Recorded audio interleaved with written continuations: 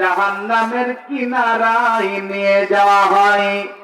আর যদি সেটাকে জাহান্নামের মধ্যে নিক্ষেপ করে দেওয়া হয়, ফাতাহবি ফিহা ৭০ আমান, আর যদি সেটা ৭০ বছর ধরে জাহান্নামের তলদেশে যেতে থাকে, মা তুফজি ইলা করানিহা, এরপরেও সেটা জাহান্নামের তলদেশে পৌঁছাবে না।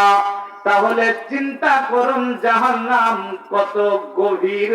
আল্লাহর নবী বলছেন ৭০ বছর ধরে পৃথিবীর সবচাইতে ভারী পাথর জাহান্নামের তলদেশে গেলেও তলদেশে পৌঁছাবে না।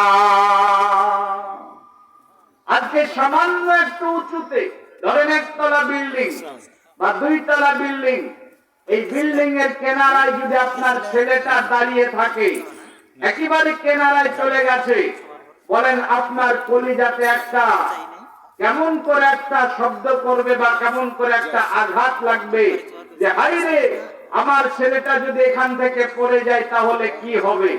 এরকম চিন্তা হয় না, হয় না গো? কথা বলেন, হয় না, হয় না? সামান্য ২ তলা একটা বিল্ডিং, সেখান থেকে ধরে নেন ২০ কিলো বা ২৫ কিলো ওজনের একটা ছেলে, বাচ্চা ছেলে, এর জমিনে পড়তে সময় আপনি ধরে নেন কয়েক সেকেন্ড লাগবে। এই কয়েক সেকেন্ডের উচ্চতা আর কয়েক সেকেন্ডের গভীরতা, এটা দেখে আপনি হয়রান হয়ে যান। কিন্তু বন্ধু, জাহান্নাম কত গভীর আপনার মতো আমার মতো মানুষ নয়। পৃথিবীর সবচাইতে ভারী পাথরখানা জাহান্নামের তলদেশে ৭০ বছর লাগবে যেতে, তারপরে পৌঁছাবে না।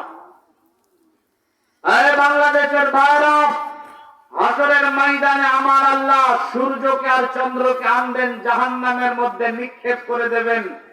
জাহান্নাম বুঝতে পারবে না যে তার মধ্যে কিছু পড়লো। বলেন সুবহানাল্লাহ। সূর্য মানে